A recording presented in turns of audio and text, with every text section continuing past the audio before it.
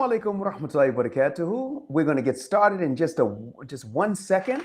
Let's just get everybody going here. So just be patient just for a second. All right.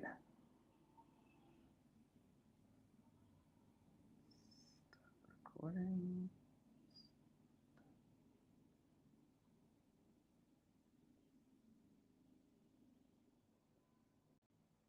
Just bear with me for a second.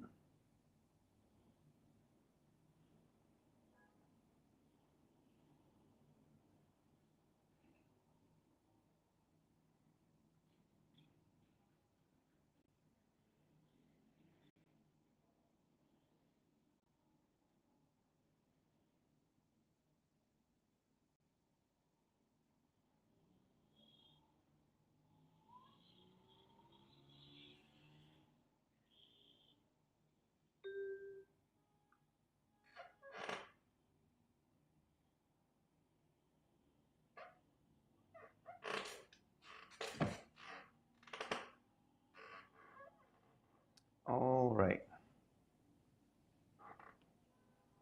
Now,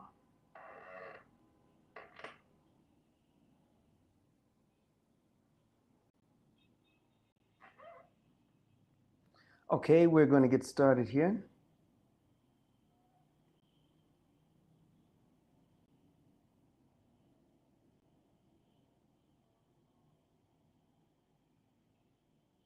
All right, everybody.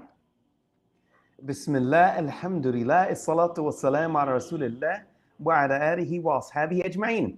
Welcome everybody from around the world. My name is Bilal Abdul Kareem and this is the BAK Show, wherein we are discussing topics which are important to you. Brothers and sisters, we are broadcasting live on YouTube, Telegram, and X. So here we are. So do feel free to share the link with your friends, and we're going to get started. Hopefully, we can all get some good benefit out of what we're going to talk about here today. Firstly, we want to let everybody know that, of course, my name is Bilal Abdul Kareem. I'm coming at you live from northern Syria, and we didn't have a good week this past week here in Syria. I guess in the worldly respects, we'll have to wait and see how Al-Mudabbir, Allah subhanahu wa ta'ala, is going to arrange the events. But what we're going to do, we're going to discuss what took place just this past week in southern Syria. Now, first of all, before we get started, just want to let everybody know, if you have an opportunity, brothers and sisters, please take a look at our crowdfunding page for a project that we're working on called Medina.com/voices of truth. Medina.com/voices of truth. For those of you who can't see it, that's Medina, Madinah.com/voices of truth. It's our crowdfunding page, and we are embarking on a project that we've already begun, wherein we are filming the stories of the people who suffered under the Assad regime, and they never thought that their stories would see the light of day, but we here are bringing their stories to you. Now, we think it's very important that you hear about these stories of how they were incarcerated, what they saw while they were in prison, so that these stories do not repeat themselves. As my mother used to say, those who do not know their history are doomed to repeat it. I don't think my mother made that up. I think somebody else made that up, but mom just kind of just use it all the time. But anyway, the point of the matter is that this is our crowdfunding page, Medina.com/voices of truth. All right, brothers and sisters, we're going to get started here. And let's talk about what took place this past week. This past week, the Israeli forces came into Syria. Now, as the story was told by the Israelis, there was some sensitive monitoring equipment that was in a place called Tel Mana. Tel Mana is in the countryside of Damascus. It's 15 minutes, I should say 15 kilometers from the city, the capital city of the country, Damascus. Now, the Israelis found out that some of the Syrian forces had found this sensitive equipment, whatever that actually is, and they sent missiles, and they killed 6 Syrian soldiers in the process. Shortly thereafter, some hours later, and some airstrikes later, there were ropes being extended from helicopters over Tel Mana. Tel Mana is deep in Syrian territory. And there are about 60 Israeli soldiers that lowered themselves down into those territories, and they stayed in those territories for about 2 hours. After 2 hours had passed, they packed up and they left. Okay. Now we're going to talk about, first issue is sensitive equipment. Okay, we don't know what that is. There's been no clear statements from the government other than that there has been statements of condemnation.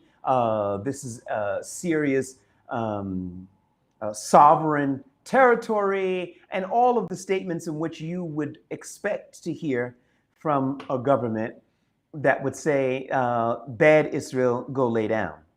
All right, well, Israelis ain't laying down, and that hasn't worked and doesn't usually work. I just think it's just to go on record just to say that wasn't nice. All right, well, I think the Israelis know that it wasn't nice. I don't think that they care. I really don't. But at the end of the day, it is what it is. Okay, everybody. What I am focusing on is this. Now, some people say to me, I don't have it in front of me, but I would like to say something. Some people have said, Bilal, are you calling for war? No, I'm not calling for war, even with the Israelis. I'm not calling for it, but it's coming to us. We can say whatever we want to say, but it's coming towards us, whether we want it or we don't want it, whether the Syrian people are tired or they're not tired. The reality of the situation is that the Israelis are provoking and pushing deeper into Syrian territory. Now, if you look at the southern part of the country, Quneitra, which is right next to the Golan Heights, right by the Golan Heights area, they've come in at will, maybe sometimes twice a day, and they set up checkpoints, they raid houses, and they arrest people and take them over into Israeli territory.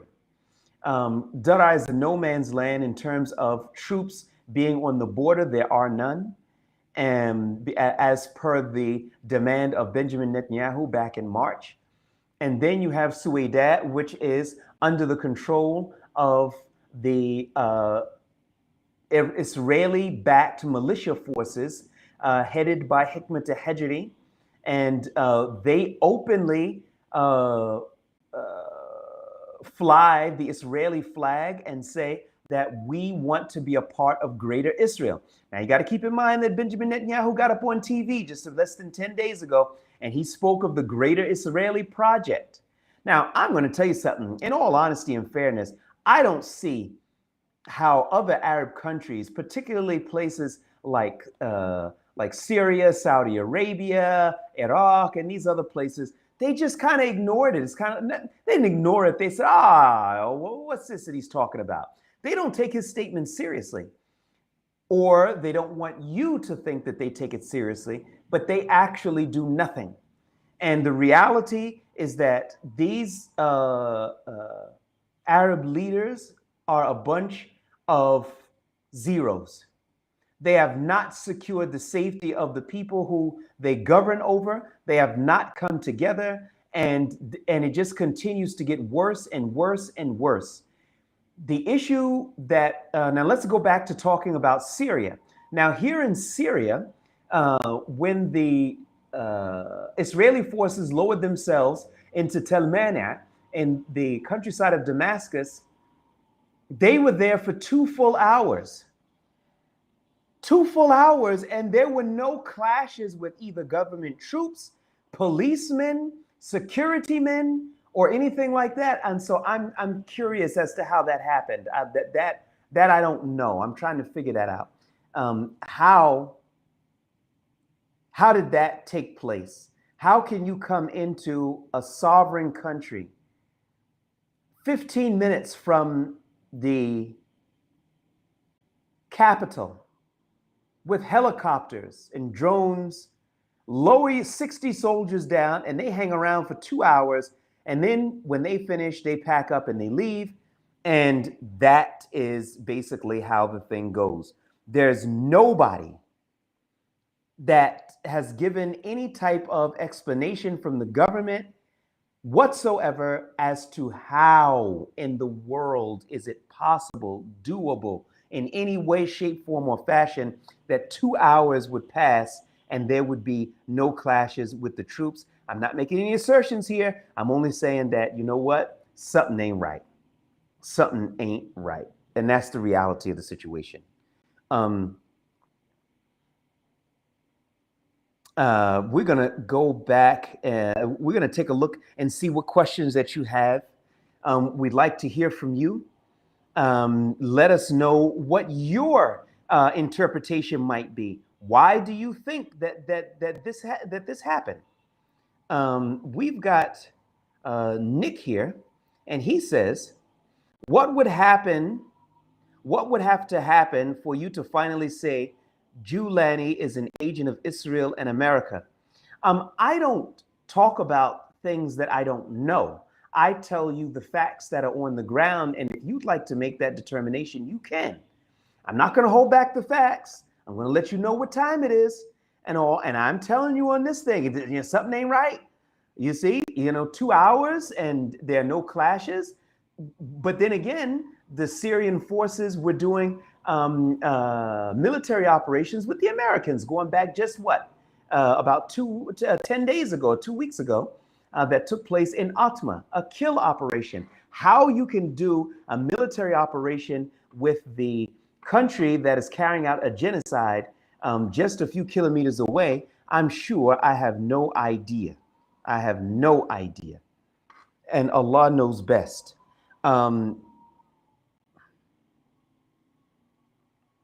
Okay, Joad says, I hate the Assad family, but are revolutions the right answer? They are. Sometimes they are.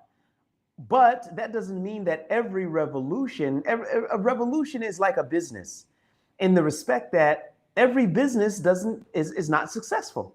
Some revolutions are put down. Some revolutions are successful in toppling authoritarian regimes. But then those who were great at being revolutionaries are not suitable to lead a country. And that happens sometimes. But does that mean that the dictator should have stayed? No. Does that mean that that the Syrian people were better off under Bashar al-Assad? I don't know any of the Syrian people who were saying that it would have been a good idea to keep Bashar al-Assad on board. So no, I don't see it like that. I don't see that the people would have benefited at all in that regard. Now we've got Kurdi here who mentions, Assalamu alaikum wa rahmatullahi wa barakatuh. Wa alaikum salam wa rahmatullahi wa barakatuh. Where are the paintings in the background? They're in the other room. We're in a new office. So yeah, the paintings are still here. Maybe we could send you one. All right.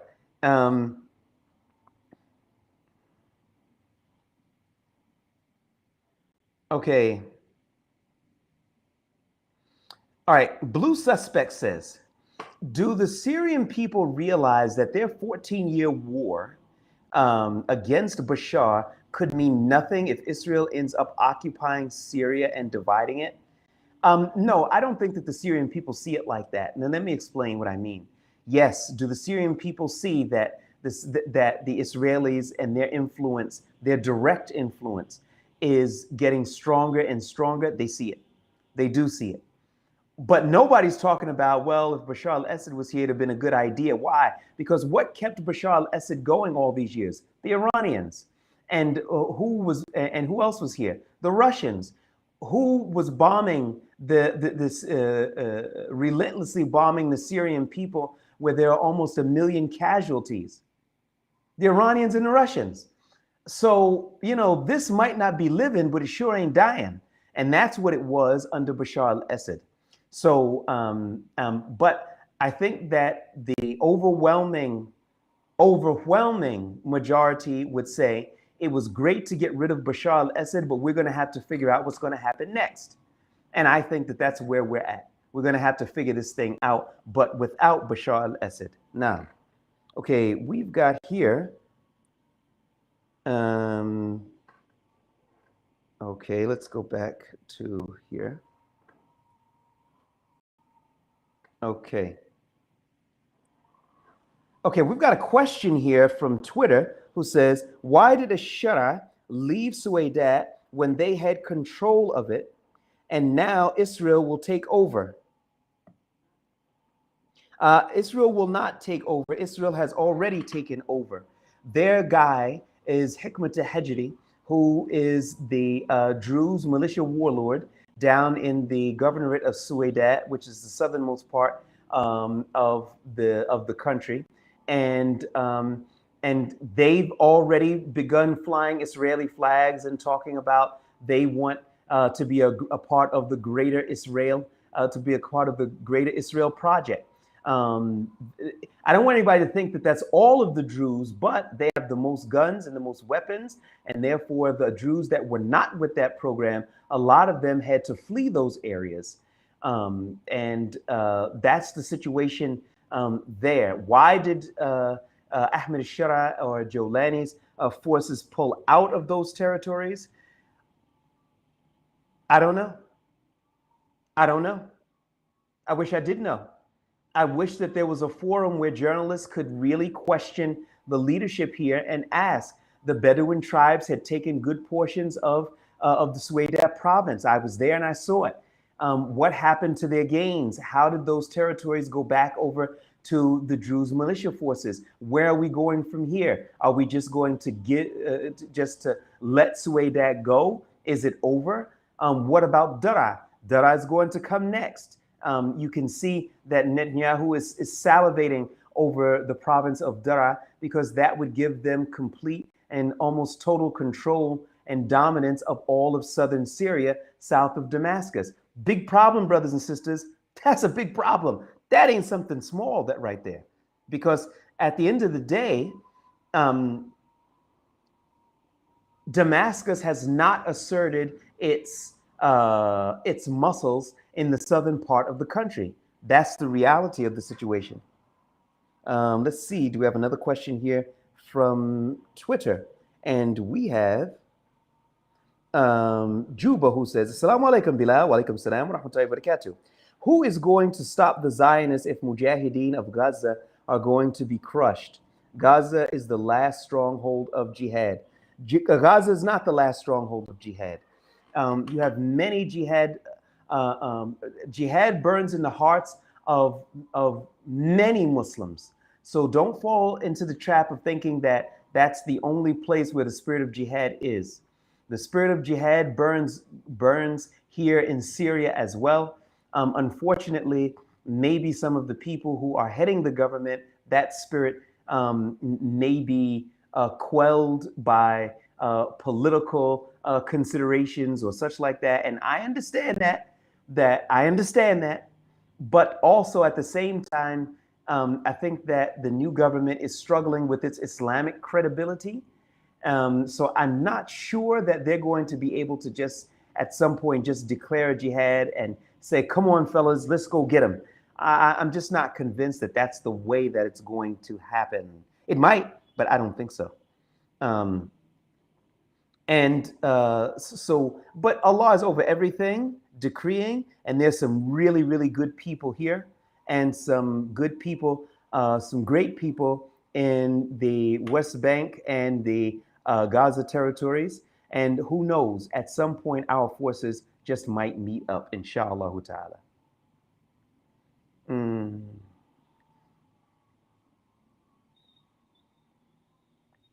Nick says, is there any movement at all in Syria that calls for the caliphate and not nationalism? There isn't any call right now that's calling for the caliphate. I think that that is extremely premature. I think that there's a lot more groundwork that has to be made before we could even begin to talk about a caliphate, which is a conversation that we should be having and that we need to have. But right now, we have in Damascus a government that is struggling, to say the least, struggling with this Islamic legitimacy. We can't talk about a caliphate without Islamic legitimacy. So I'm not sure that now is the time for that. Allah knows best, and and this is a conversation that I think that that we should continue to have. Going back over to Twitter, we've got here.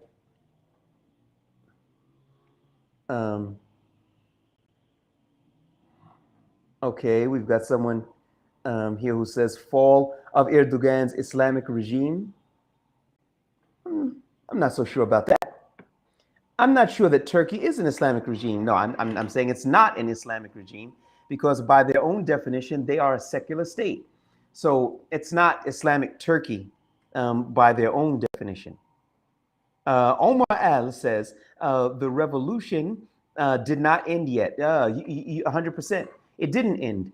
The goal of the revolution was not to get rid of Bashar al-Assad. The goal of the revolution was to establish Islamic justice and to raise from the backs of the Syrian people the oppression. That was the goal, or those were the goals of the revolution, and not merely just to say, okay, well, we got rid of Bashar al-Assad, and so hooray, everybody, it's all over, because that wasn't what it was about. Now, all right, we've got Blue Suspect says, do the Kurdish civilians in eastern Syria condemn Israel's actions? And how is the Arab populations in eastern Syria? Do they have influence in this? The populations don't have much say right now. There are no elections, no elected officials, journalists who are critical of the government are not allowed to question the government in a direct fashion because there's no forum for it. So no, they don't have a lot of say right now. Do Kurdish civilians in eastern Syria condemn Israel's actions? I'm not hearing a lot from Kurdish civilians. Media media is controlled in those territories. So I'm not 100% sure how the Kurdish people are feeling. I wish I had more information. I really do. All right, next. Ahmed Shara, Joad says, Ahmed Shara sees that Israel is trying to provoke him. He doesn't want to bite the bait. Maybe this is the explanation. I understand. But I also understand something else. The Israelis are not going to stop. They're not going to stop. They're going to keep coming. I mean, Benjamin Netanyahu got up on TV and talked about the Greater Israel, the Greater Israel Project. That includes Syria. You know, so bite the bait when they're already saying that they're going to take over the territory, when they're already doing it, when they're already bringing in troops, taking over territory, or going into further 15 minutes from the capital.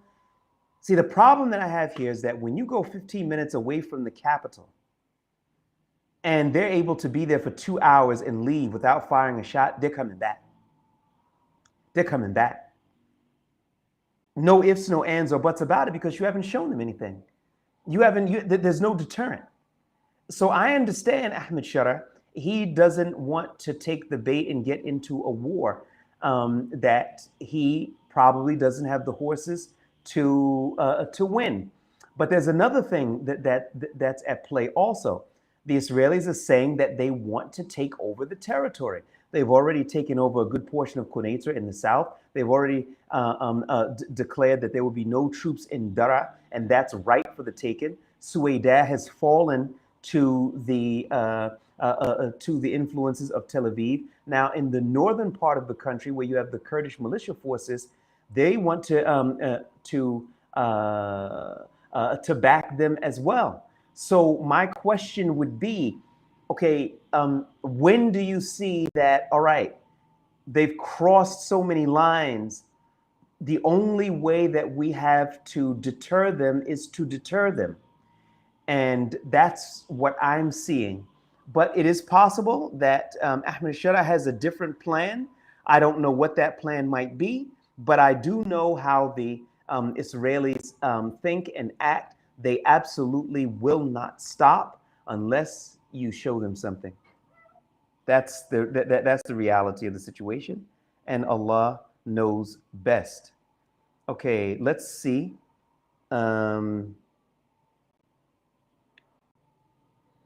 All right, let's see what we've got here.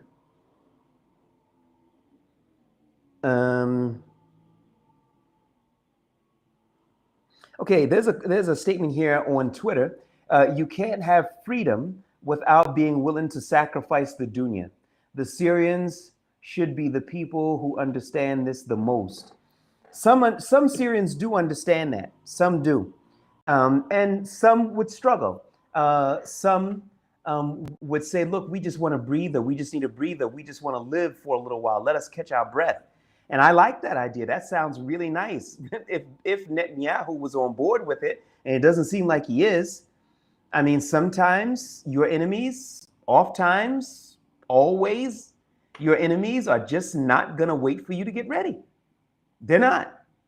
And how would it be if all of southern Syria, south of Damascus, is under the influence of Tel Aviv? How would that play out? And Allah knows best.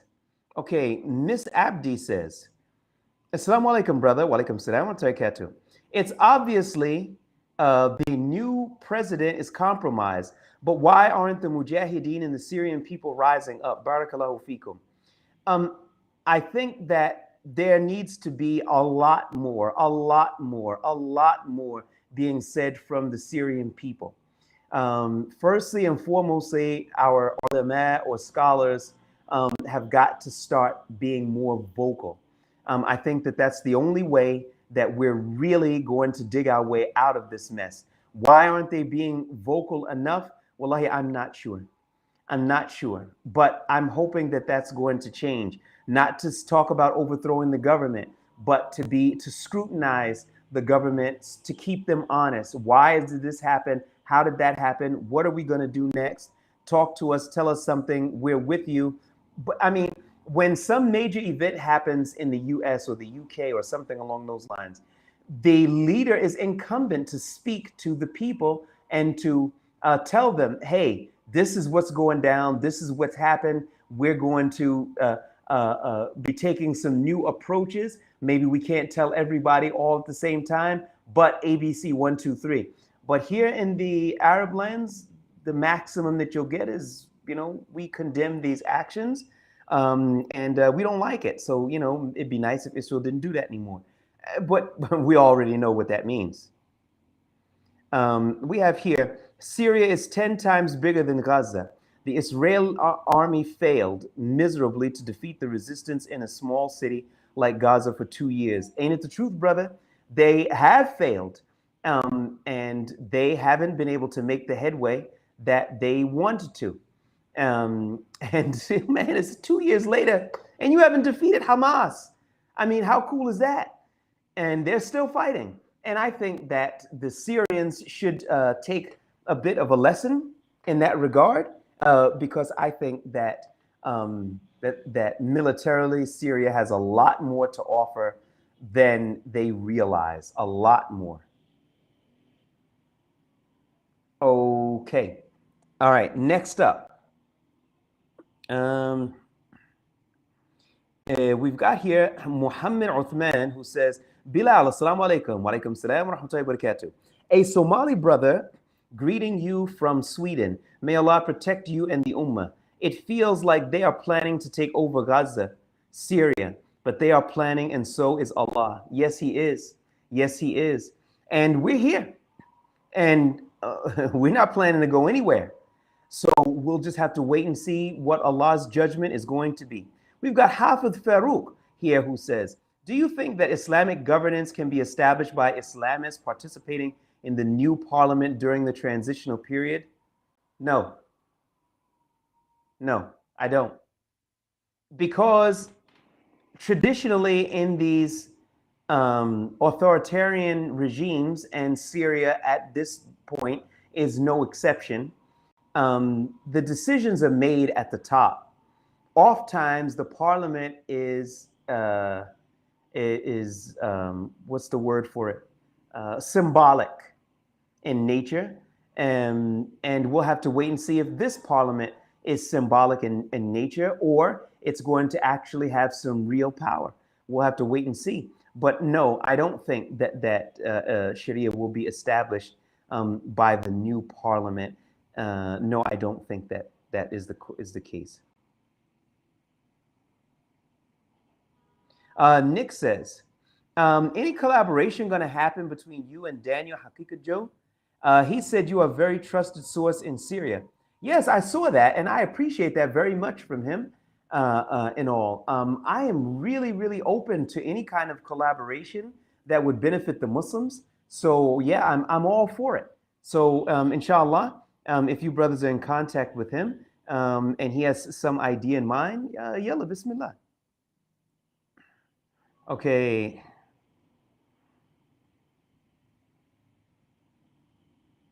All right. We've got Haytham here, who says, Salam, brother Bilal. Walaikum salam wa rahmatullahi wa barakatuh. Slaying it as always. Haha. Keep doing what you're doing, brother, and may Allah reward you. Ameen. Why yet? A question. Are the upcoming elections secular, or do we have a clear view about it? Well, the elections in and of themselves are neither religious nor secular. The candidates may have a religious or a secular agenda. I have not heard enough from the candidates to be able to figure out what their situation actually is.